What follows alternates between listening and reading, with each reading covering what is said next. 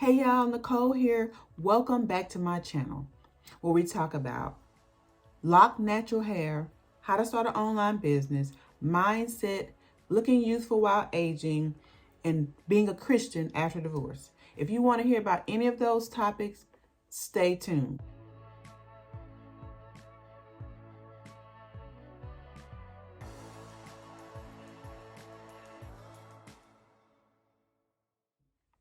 In today's video, we'll be talking about locked natural hair, and more specifically, the best grid to DIY your locked natural hair.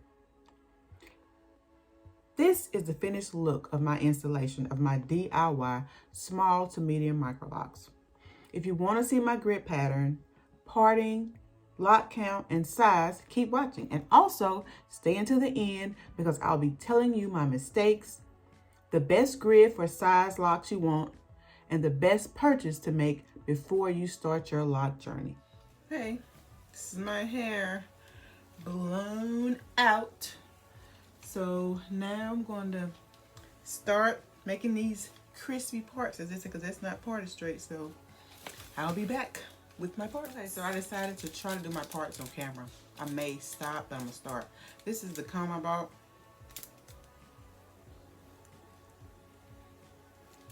So let's start this.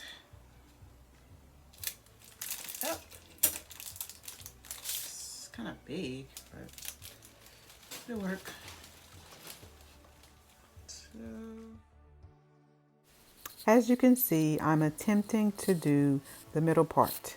It looks pretty good, but doing the parts on your own when you get towards the back is not as easy as it looks. We got the middle part done. It's pretty straight. I'm using the method by Queen Helene. So now I have to make a part from from here to here, and then have to make a part from here to here. So let me try to make that part.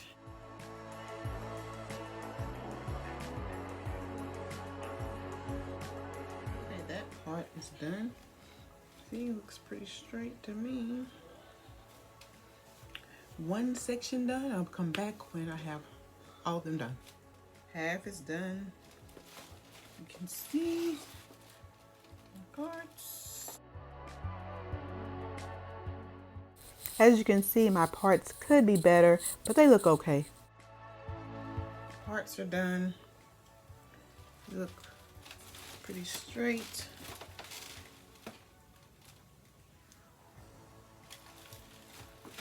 So, since this is so thick, I'm gonna have 5 plaits or twists here, 6 in these, and 4 in these. And then which is within each one, it's going to be 6 to 8 mini twists.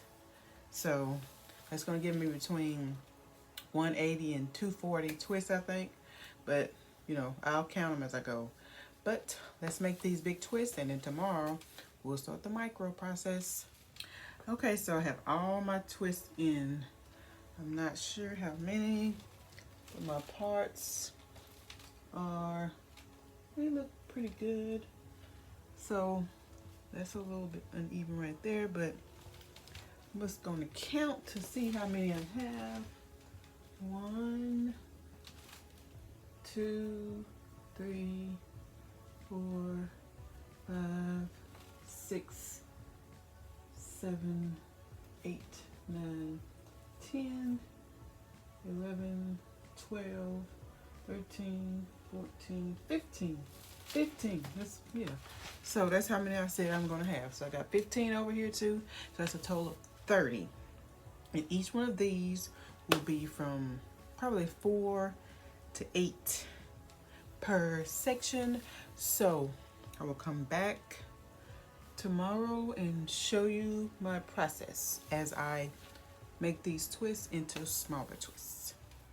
Okay, so I've made this grid just to try to show myself and remind myself how many locks am I have. Like, this is showing like the front of my head. I stopped drawing because I couldn't get the head right. But I have 5 on each side in the very front, 6 on each side in the middle, and then 4 on each side in the back. So each one, like I said, it will probably be, depending on the size, like this one probably is going to be 8.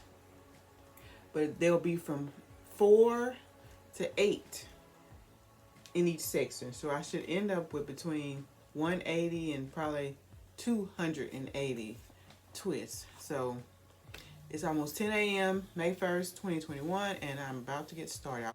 The different types of grid patterns to choose from are bricklay, triangle, circle, and square, and I chose square. Stay to the end for where I got my options. Now I will talk about how to determine the size.